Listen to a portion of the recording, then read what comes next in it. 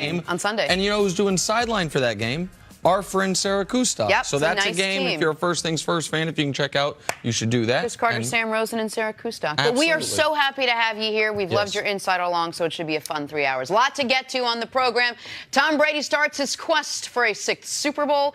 Dak Prescott looks to enter year 3 on the right foot, but we start with the NFL season opener. Last night's game between the Eagles and the Falcons. It was a rematch of last year's NFC divisional game, and like last year, the Eagles won. This time, thanks to 2 touchdowns from Jay Ajayi. Like last year, Matt Ryan and the Atlanta offense stalled out in the red zone multiple times, including during the final possession. The Eagles offense ran that play, much sputtering, so much behind Nick Foles, they had to dust out the Philly special again.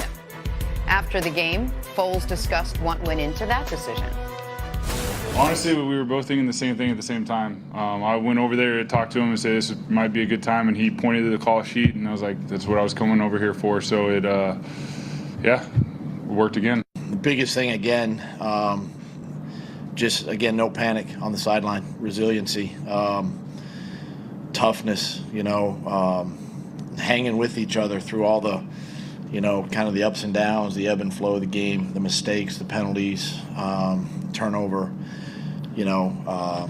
just the guys hanging together. Again, there was no panic tonight. So when you get your chances against a good defense like that, you've got to capitalize on your opportunities. So disappointed. I thought we battled. We fought like crazy. We knew it was going to be a tough game coming in here. It was going to be in a 60-minute game. It was that way.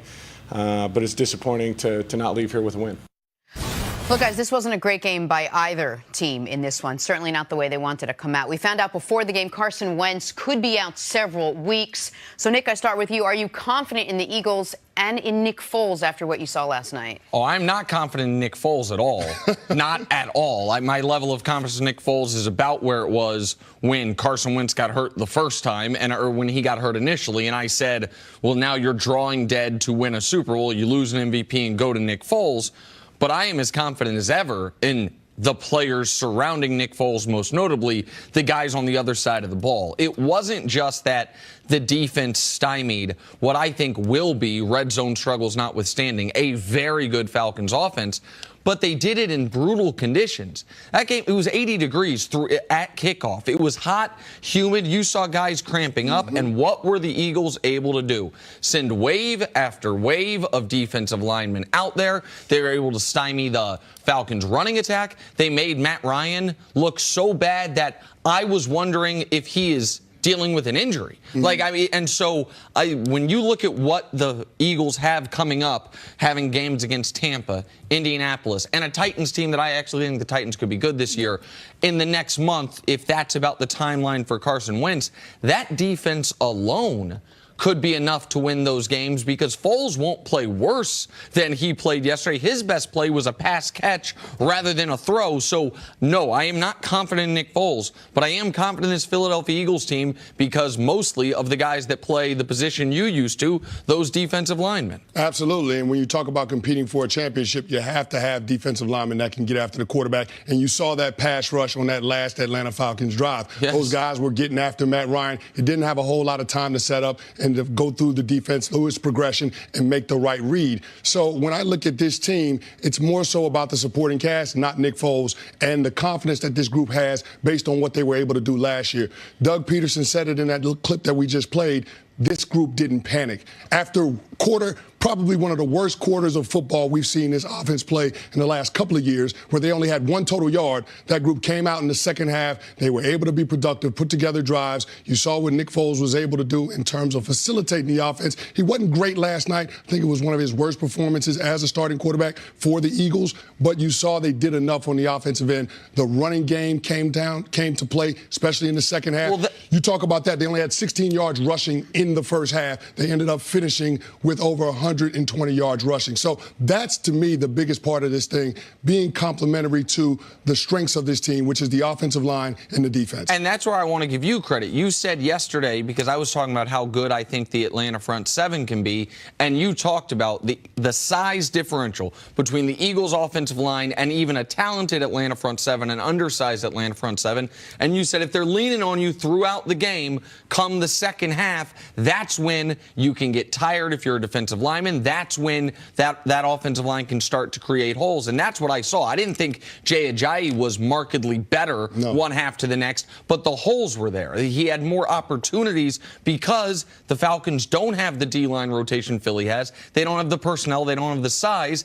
And the Eagles were able to really impose their will. And everything did flip on, as you alluded to, a little variation of the Philly special. They actually ran the play, not that they... Patriots. The Patriots play. The Patriots play, the one that Tom Brady, where he couldn't make the catch, that's the play they ran.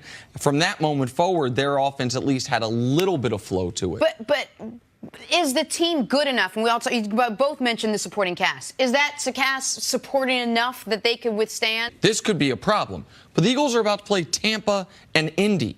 Like, two teams that Tampa's, I think, bad on both sides of the ball, and Indy certainly does not have the offensive personnel on the line to deal with that Eagles pass rush and doesn't have the defensive personnel on the line to deal with the Eagles offensive line. So that's where it really does matter who you have coming up. All right, let's talk about the Falcons. How worried should this team be about what their offense looked like? They should break glass in case of emergency. It's time to panic if you're an Atlanta Falcons fan just because they didn't play well in situational football. You look at those two opportunities they had on the first two drives of the game.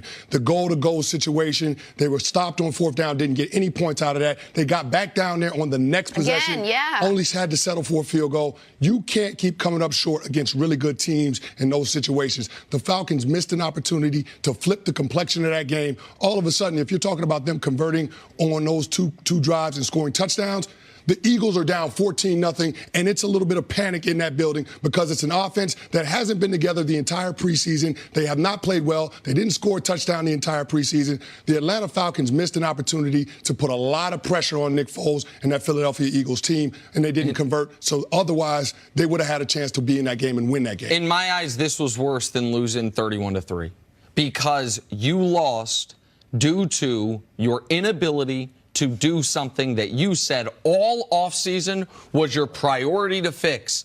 I'm not some oracle. All week leading up to this game, what have I said? This team was great at everything last year offensively except for third downs and really particularly the red zone. For a top 5 caliber offense to be bottom 8 in the league in the red zone, for their season to end because they were bad in the red zone, and first and goal from the 9 against Philly, and you only throw one ball into the end zone.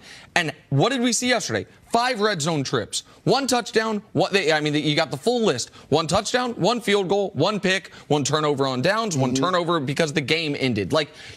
And some of it was Matt Ryan was bad. Some of it was he made the wrong read. But some of it is, how about that first trip in the red zone?